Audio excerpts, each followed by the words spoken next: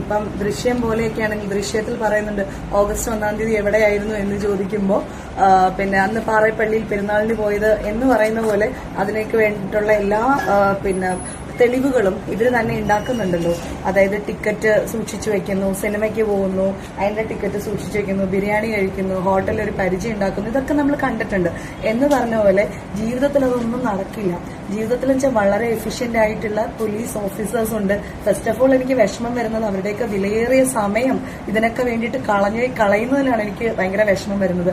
നമ്മുടെ മുഖ്യമന്ത്രി ആണെങ്കിലും ആഭ്യന്തരമന്ത്രി ആണെങ്കിലും DGP ആണെങ്കിലും അവരുടെയൊക്കെ വിലപ്പെട്ട സമയമാണ് ഇത്തരം കാര്യങ്ങൾക്ക് വേണ്ടിയിട്ട് കളയുന്നത് എന്നുള്ളത് എനിക്ക് ഭയങ്കര വിഷമമുണ്ടാക്കിയ ഒരു കാര്യമാണ്.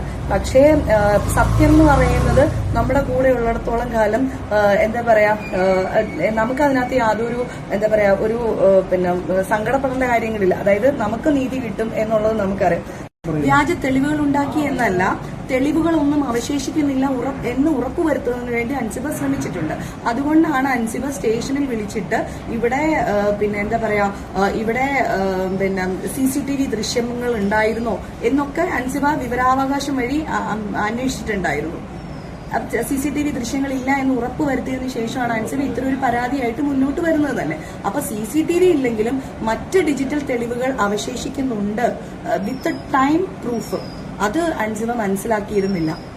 റെക്കോർഡ് ചെയ്തിട്ടുണ്ടോ അതിനുള്ളിൽ ദൃശ്യങ്ങൾ മുഴുവൻ കാര്യങ്ങളും? അതായത് 1 മണിക്കൂർ 17 മിനിറ്റും 20 സെക്കൻഡുമാണ് ഞങ്ങൾ ടോട്ടൽ SI മാഡത്തിന്റെ ക്യാബിനിൽ സ്പെൻഡ് ചെയ്തത്.